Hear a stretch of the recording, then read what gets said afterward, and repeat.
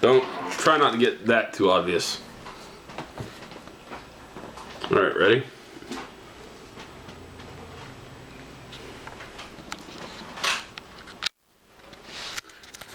Alright, for the first time ever, a person made a recommendation on Amazon.com for me to make a purchase after I did a text review on this. This here is the Attack Wing Defiant. It's the scale I wanted, but the detail just weren't there. I mean, how hard is it to make a Defiant this size look good? Now, as you can see from this, I tried to get each of the ships the right size to each other, except this was a bit of a hard to resist. Especially when I saw, and they made that factory error, they put the wrong nacelles on the Reliant. I could not resist it. I couldn't resist to get under that. The wrong nacelles. I got to get a better looking Enterprise A. Now, you're probably wondering what motivates me to try to get the ships right size to each other. Well, I use the bridge to determine the size of the ships to each other. Voyager's bridge, the Enterprise D's bridge, and the Enterprise E by Diamond Select, based off of the real studio model. Unfortunately, my stand for this beauty has broken, so that's why it's not sitting on its stand. Now then, this is about what I figure the Reliant would be to the Enterprise D based on Khan's bridge. Okay, so here's the recommendation that was made for me.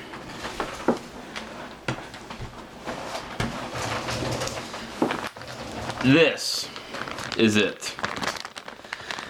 Okay, a little bit about this.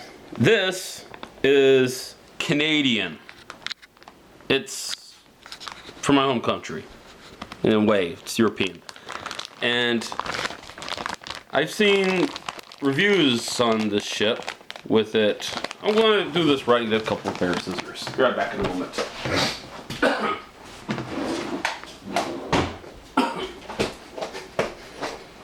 Okay, a little bit about this. I've seen reviews where they were vacuum sealed to the book. This is officially a magazine in the UK. So this is registered as a magazine. In fact, if you look here,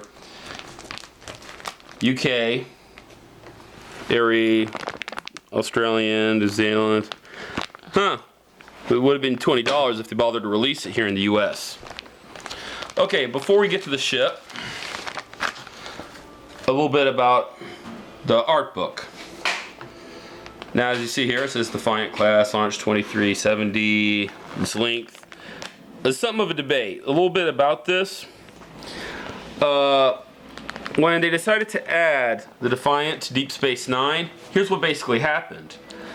The model was still being built when they were doing the end openings. So the 3D model you see in the openings was a render based off of concept art of the Defiant.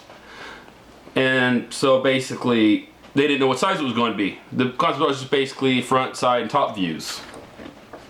It basically was like that. No size charts, no nothing. This is a very nice contents page.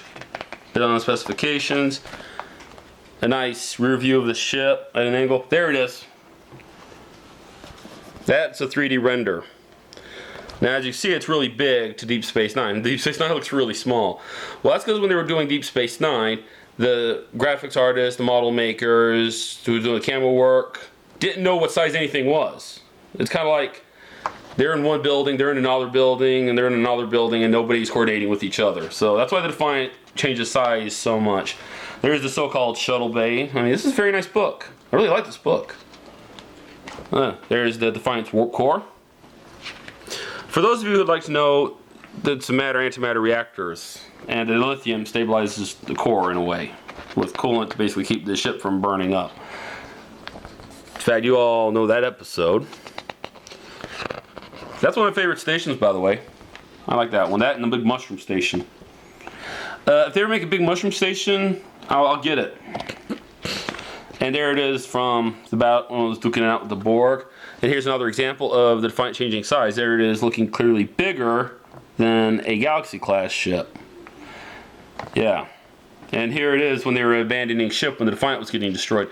A little tidbit, the reason they put that little bit in there where Cisco was given permission to rename the Avenger or Valiant, I forget which it was, to Defiant. That was so that way they wouldn't have to reshoot the generic scenes they use over and over again that's already labeled U.S.S. Defiant NX. Even though technically by Federation policies it would have had to be NCC. Because the prototype would have been destroyed, the NX would be the prototype. There it is using the very lethal pulse phaser cannons. There it is, close up with the buzzard collectors. See, pulse phaser cannons. That's a mistake.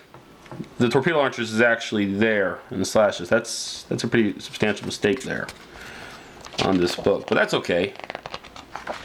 Oh, here's some of the concept art. That's when they were going to have the Defiant basically be a souped up, what are these? Runabout. I like that one. I like that one. This was back when we were going to call it U.S.S. Valiant. Somebody on YouTube says they got that on their wall. That one right there. Oh, that's a good couple angles on the Defiant. There it is, preview of the next one being the Borg Sphere. And there it is from First Contact. When the Defiant was being reflected as really small. Now, a lot of official material in tech books changes the, and here's the back of it. Comparison of Redbus to the book, that's kind of drab. Okay, Star Trek, the official Starships collection, volume 9. Now for the main event. Okay, now a little bit about the miniatures. These are hand painted.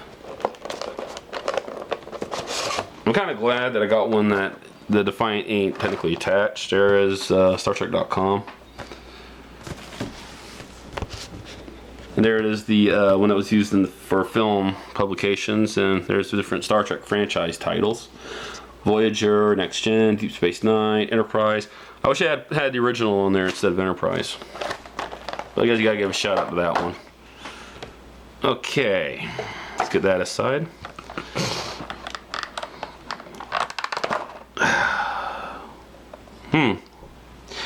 Interesting backstage tidbit, the Defiant has landing gear, but I don't see landing gear plates on here. I've heard that this here is supposed to have warheads loaded in it, and this section can be launched at a ship and explode. The quantum torpedo launchers, pulse phaser cannons, bridge, very, very lovely. Oh, even got the windows underneath. Okay, if these are the windows underneath, then that'd make the Defiant technically 6 decks instead of 4. Let's pull over here my E, which windows are slanted. That'd be pretty dang big if that's the case.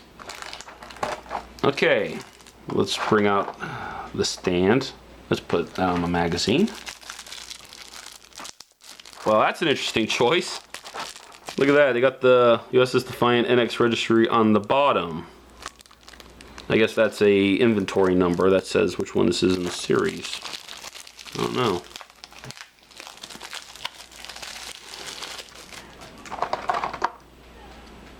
And there's the stand to hold the ship.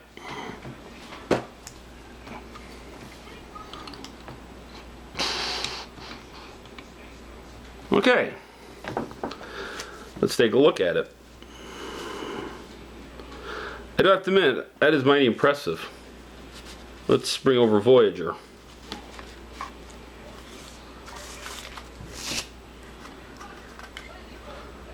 I'd say scale-wise, that's pretty big.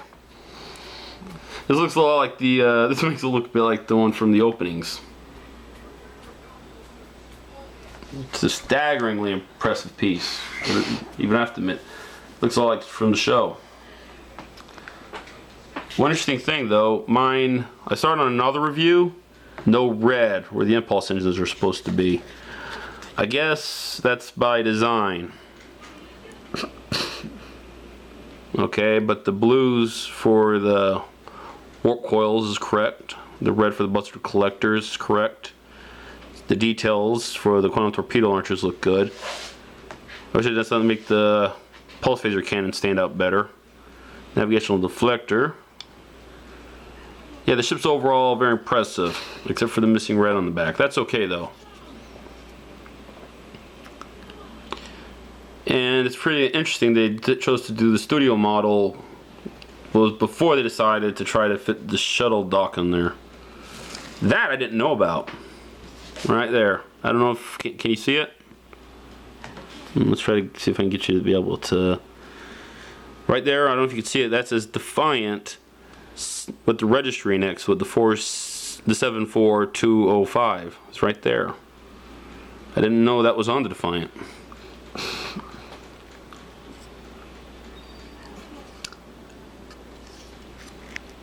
Well, there's hand painted, so I guess stuff like this is to be expected. Because they've got the Federation emblem going to the back on this side, which is a mistake. They always point forward. Perfect example on the E. There you go. That's the same side, see? The Federation emblem always points forward. Well, I still like it, and the tip is kind of loose on mine too.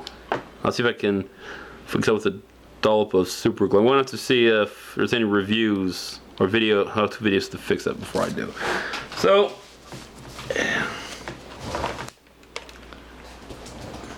my newest addition, U.S.S Defiant, joins the Armada. And here's his little brother.